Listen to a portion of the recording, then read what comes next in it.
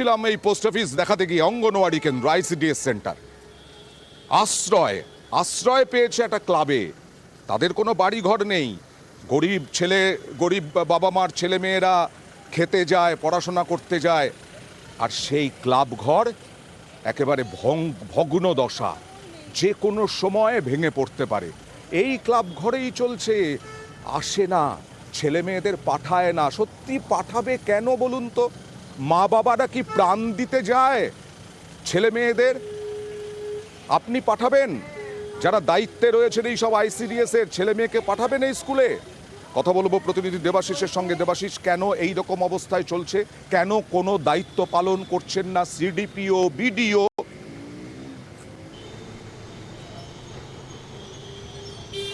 দাদা এইটা কি মানে ধ্বংসাবশেষ বলা যেতে পারে না মৃত্যু গহ্বর? প্রত্যেকটি মায়েদের কাছে এটি হচ্ছে একটি মৃত্যু গহ্বর। তাদের সন্তানদের বাধ্য হয় পাঠাতে, তাও 30 জন ছাত্রছাত্রী থাকলেও অর্ধেক দিন আসেই না কেউ। যখন তখন সেখান থেকে বেরোচ্ছে সাপ, আবার স্কুলে বসে থাকলে মাথার উপর ভেঙে পড়ছে। কবে যে হুড়মুড়িয়ে পুরো বাড়িটা ভেঙে পড়বে সেই অপেক্ষায় থাকছে প্রশাসন। আর সবচেয়ে বড় কথা, একটা ইস্যু, জল নেই, কুয়োর জল, অর্থাৎ মানে একটা পেলাম ইনপুট, খালের জলে বাসন ধোয়া হচ্ছে, সেই বাসনেই খেতে দিচ্ছে। এরা কি মানুষ?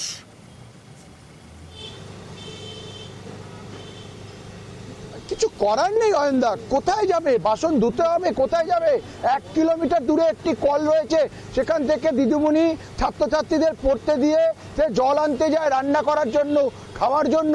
ততক্ষণে ছাত্রছাত্রীরা সাপের কামড়ের আশায় থাকে, চাঙড় ভেঙে পড়ার আশায় থাকে। আবার শুধু তাই নয়, আমি তোমাকে বলি, কয়েক বছর আগে এখানে কল বসানোর জন্য, 3টে কল বসানোর জন্য পাইপ টাইপ সব তৈরি হয়েছিল। দাদা কোথায় চলে গেছে কেউ জানে না। কোথায় কল বানানো? একটু অভিভাবকদের কথা শোনাই, তারপরে আবার তোমার কাছে যাব। টালি ভাঙা, সাপ ঢুকে যাচ্ছে এখানে। যে রান্না করবে, রান্না করে যে বাচ্চাদের খাবার দেবে, এখানে কোনো রাঁধুনি নেই। বাচ্চাদের মায়েরা তো পাঠাতে তো একটু অসুবিধা হবেই।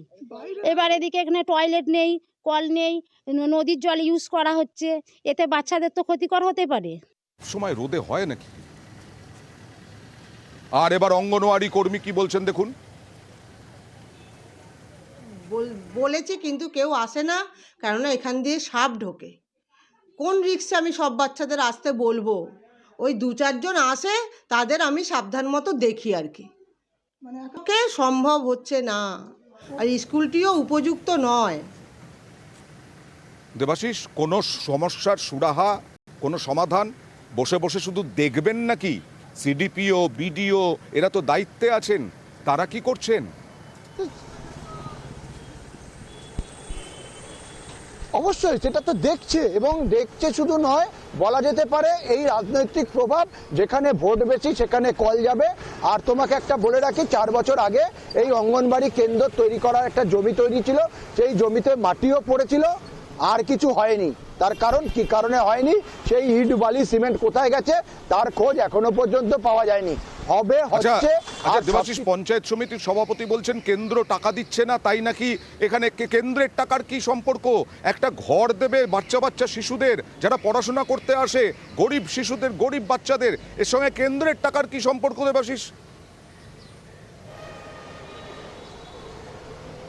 অবশ্যই সেই সম্পর্কটা কোথায় আমি জানি না, তবে বেশ কিছুদিন ধরে পরিষেবা যদি দিতে না পারে, সেক্ষেত্রে কিন্তু এই যে ভোটে জিতে আসা যারা রয়েছেন, পঞ্চায়েত সমিতির সভাপতি, প্রধান এবং কাউন্সিলররা, সবাই কিন্তু একটাই দাবি, কেন্দ্র টাকা দিচ্ছে না। সদিচ্ছা, কেন্দ্র তো 3-4 বছর 5 বছর টাকা দিচ্ছে না। তার আগে কি হলো? 14 বছর ধরে চলছিল। অবশ্যই রঞ্জন কুন্ডু, যে পঞ্চায়েত সমিতির সভাপতি, তিনি দাবি করেছেন, কারণ তিনি নতুন দায়িত্বে এসেছেন, তিনি এই বিষয়ে কিন্তু সরাসরি ব্যবস্থা নেবেন। নতুন দায়িত্বে এসেছেন আপনি আশ্বাস দিচ্ছেন। দাদা, আমাদের আশ্বাসে চিড়ে ভেজে না, কাজটা করে দেখান, কাজটা করুন, গরিবের বাচ্চাগুলোকে একটা ঠাঁই দিন। আর এই সব বলবেন না কেন্দ্রের টাকা দিচ্ছে না, কেন্দ্র টাকা দিচ্ছে না, কেন্দ্র টাকা দিচ্ছে না কবে থেকে? আর এই অবস্থা কত বছর ধরে? দেখুন কি বলছেন উনি। যেখানে বাংলার ন্যায্য পাওনা জিএসটির টাকা, সেটাও তারা দিতে চাইছে না, যার ফলে কোনো জায়গায় সমস্যায় পড়তে হচ্ছে। তবু আপনাদের মাধ্যমে আমি যেটা দেখলাম, নিশ্চিতভাবেই খোঁজ খবর নিয়ে আমরা দ্রুত যাতে এই অঙ্গনারী কেন্দ্রটির হাল আমরা ফেরাতে পারি সে বিষয়ে ব্যবস্থা নেব।